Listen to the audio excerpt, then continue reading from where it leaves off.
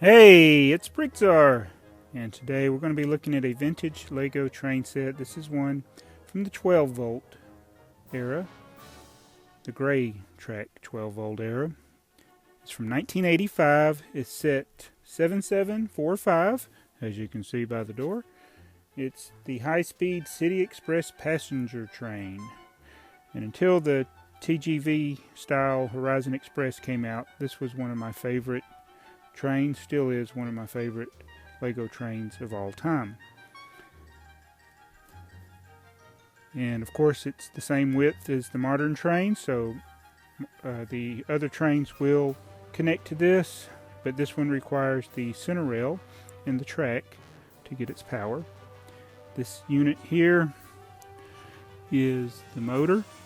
This is the 12-volt motor, has 3 wheels, has rubber rims. The set normally came with the gray rims. Mine had dry rotted, so I replaced them, and the only ones I had right now are the black. I have ordered some gray ones to replace it. I think it looks better with the black though, since all the other wheels are black. So this is the powered locomotive. It has these opening windows here. And you can see the inner workings. If I could open them, there we go, I'll just break them off. Open these large shutters to get a look at the inside of the locomotive. So like most trains in the Lego world, it comes with a locomotive and a couple of cars. We'll show you everything in more detail in a little bit. Here's one of the passenger cars. This is another locomotive slash passenger car, and since this doesn't have any motor on it, it has extra room to put a few more seats and stuff, but it does show in the front a cab like an engineer would sit at. And it's the dining car apparently. Comes with a lot of stickers. It's pretty neat. So let's look at this thing in more detail. You get 10 minifigures. You get a loading platform, which is very simple. And you get an oval track. It has 3 sections of straight track on either end. That makes this. Let's look at it in more detail. Alright, we'll take a quick look at the minifigures. And this set has about the most generic minifigures you will ever see in a set. So they're all the standard smile pattern from the vintage Lego sets. This is a female. It's the female hair. No printing anywhere, just a red top, blue pants.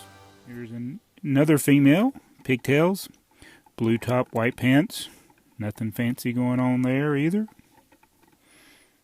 Alright, here's a male. He has red top, black pants. At least everybody's got a variety. Nobody's wearing exactly the same thing. But no printing at all on this. Alright, this one really threw us for a loop. He's got brown hair, white top, black pants. Again, a different outfit, but goodness, no printing at all. Alright, here's another one with brown hair, but he's got a blue top and black pants, and he's carrying a suitcase. There's a few suitcases, white ones and brown ones, and they got a stash of 1x1 plates, usually in the suitcase. Alright, here's another female, white top, red pants. Got the same black hair as the first female we looked at. Alright, here's our last passenger. This is the oddball in the group. He's got a red top and blue pants and a cowboy hat. Yeehaw! And he's got a stash of 1x1 plates as well. Alright, finally some printing. This is the chef, obviously. He's got the chef top, got the light gray pants, and the Chef Boyardee hat going on there. No back printing. 1985, remember. Yay, something with printing. They didn't even give you stickers to put on the torsos on those others. Alright, and the last 2 minifigures are the train employees here, who have matching uniforms. Blue work jacket and tie. Very standard train torso going on there in the blue pants. So that is all your 10 minifigures.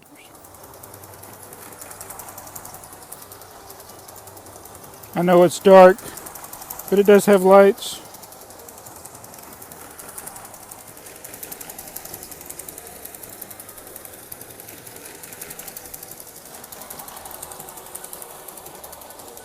Alright, and we'll look at the locomotive and cars in more detail. Here's the engine for the high-speed train. He's got the typical control panels, computers like you see in the space sets and a lot of the 80s sets there. Room for one driver. He has stickers all around. The tops of these don't remove as easy as modern trains do because they didn't use tiles at the top. We'll take these train roof pieces off. I'm always making this thing fall apart. And there's the inside of the engines. The piece here is a 2x6 weight brick. It's 2x3, I think, by 6. And that's to give it traction. So that's pretty much the locomotive. You got the shutters on either side. And it does have, on the front, there's prism in there where the light brick will shine through those openings there. That is the locomotive. Alright, now we're going to look at the middle passenger car. And again, they didn't design this where it's easy to get into it because they didn't use tiles on the top. But I got the Basel Hamburg stickers on there. My sticker here, the 7745 sticker, is about to come off the door. I do have extras though. Then it's got a place to store luggage here, a little tiny bathroom. There's a sink.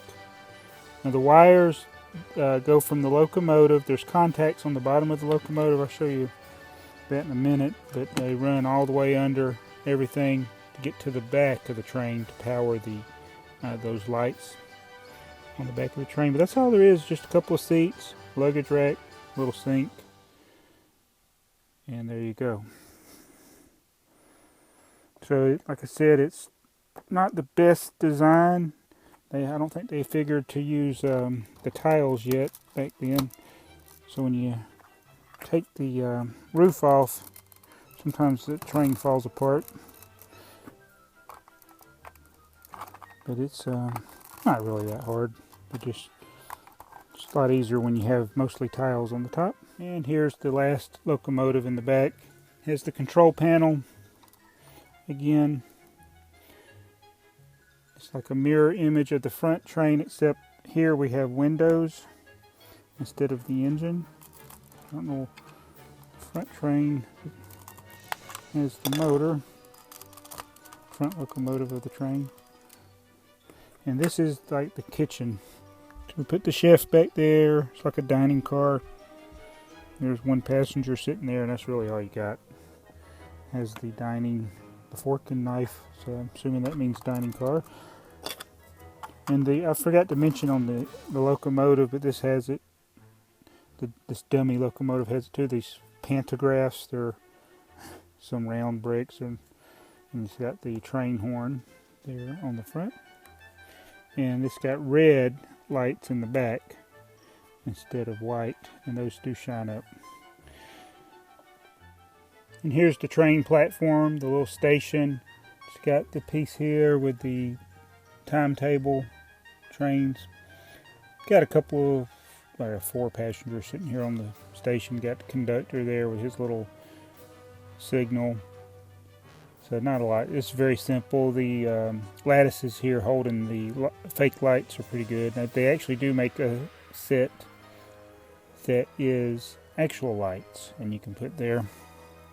And then the luggage, I got a 1x1 tile to kind of show you what they usually put in the luggage. Just that's supposed to represent their clothes, I guess, the 1x1 tile.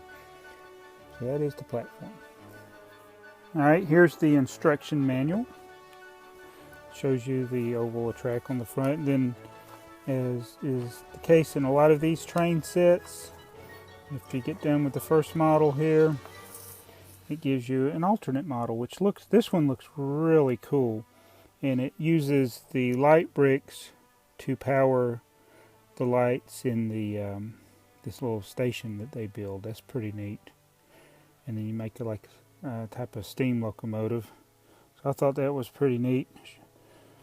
Shows you how to build the station. I've never actually built this station.